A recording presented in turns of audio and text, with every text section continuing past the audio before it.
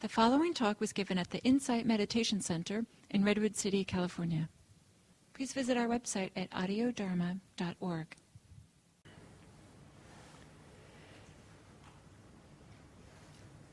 So, what's on my mind is to tell you a few stories from the Buddhist tradition.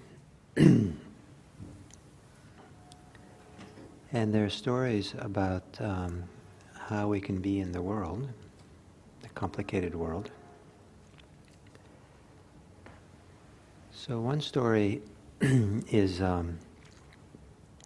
about this famous king or emperor of India, considered to be the first emperor of India, kind of conquered, united much of India of his time, King Ashoka, who was considered to be, when he was conquering much of India, was very cruel.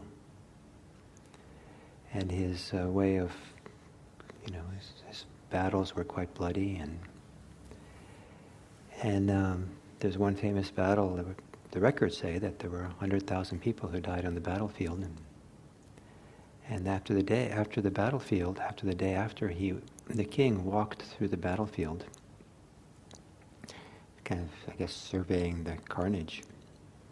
And imagine it was pretty gruesome to see. And walking through the field was a Buddhist monastic who was steadily walking, calmly, peacefully, walking through it all. And the contrast between this monastic and the carnage is quite strong.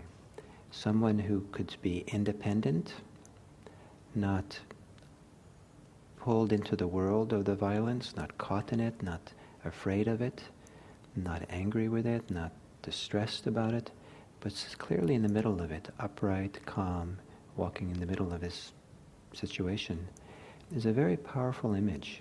And it was a powerful image for the king, because the king then stopped the monastic and got teachings, and the teachings he received converted the king from his violent ways to become basically kind of a non-violent ruler of his country, and stopped his conquering. And this idea of a certain kind of strength of presence, I don't think of that monastic as being kind of weak or in the calm, but a certain kind of strength and dignity in being upright in the middle of it. The other story is it's not exactly a story, but is a rule that monastics have. Buddhism is often associated with being nonviolent, and there is kind of an exception for it. And the exception is if a monastic is being attacked for the purposes of escaping, and that's the language, the purpose of escaping, the monastic can strike out. So like someone comes, with a knife, you can allowed to hit away the knife or hit away the arm. Someone grabs you by the throat, you can, knock away their arm.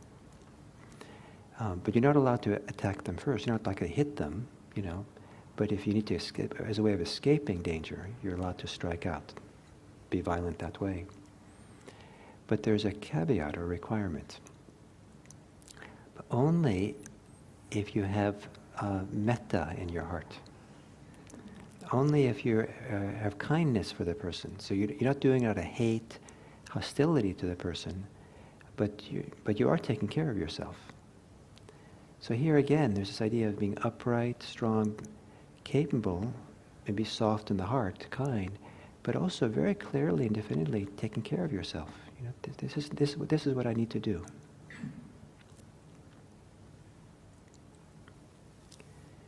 And then the third story is a story of a monastic who was sick with dysentery. And the sad story is that the other monastics in the monastery were not taking care of this person. You have to realize sometimes when people become monks and nuns, they really need to become monks and nuns. They have things they have to learn. Rather than thinking the monks and nuns are already, fully enlightened and the perfect embodiment of what Buddhism is about. Sometimes they're the people who are least embody what Buddhism is about, and that's why they have to become monastics to kind of learn something. So that's how I explained the story away. That the people, the monks and nuns weren't taking care of this monastic who was dysentery, laying in bed, and excrement and just. And the Buddha said, heard about this, went with his disciple Ananda, and went right up to this monk. And the two of them then got water and towels and cleaned this monk up.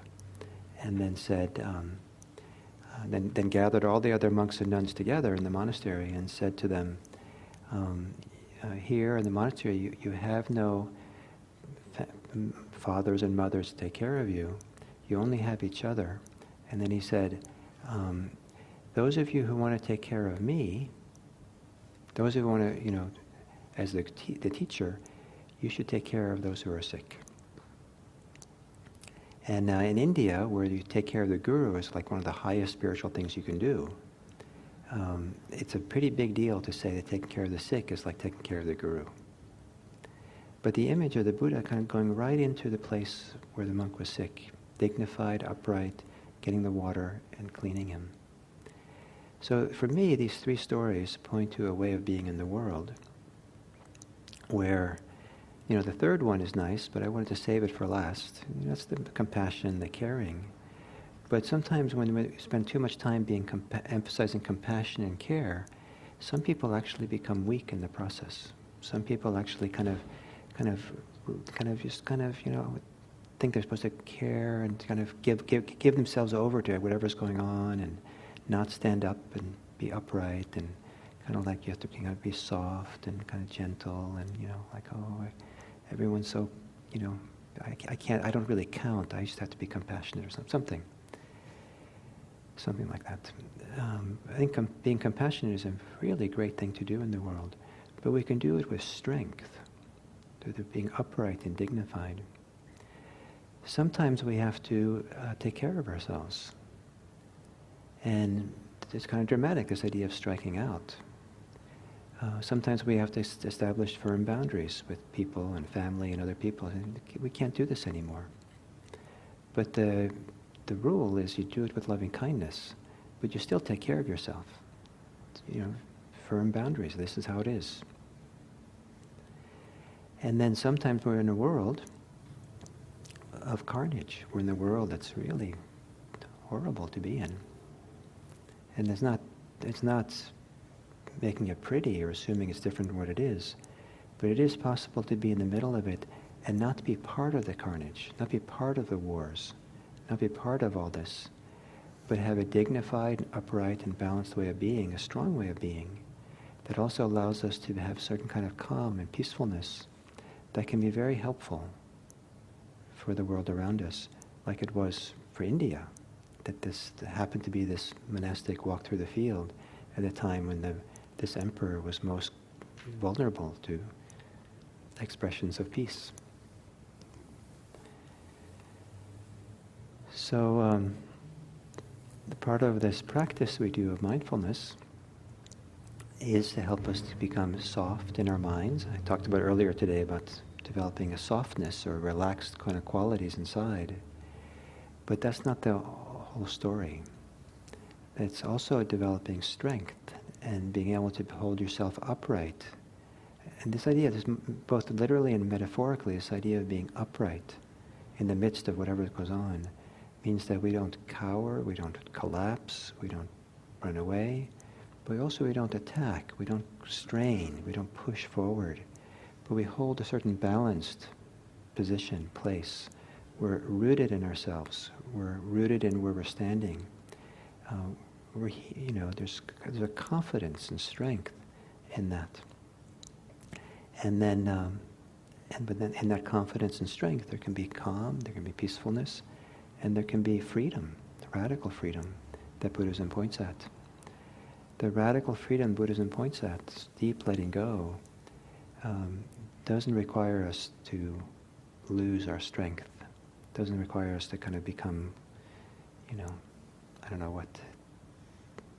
somehow pushovers for everybody, or somehow, washed over or drowned by everything that goes on around us. But, there's a kind of uprightness in the midst of everything. So I hope that as you do this practice, that you remember this is part of it also, that it's possible to practice mindfulness while being upright, while being a certain kind of strength of character, strength of being rooted in yourself. And perhaps the mindfulness is more effective and more powerful when that's a reference point for you, to your own personal strength, your own personal being rooted and upright wherever you go. So that was what was on my mind today, my heart. So hopefully it resonated well enough with what's on your heart and mind. So thank you.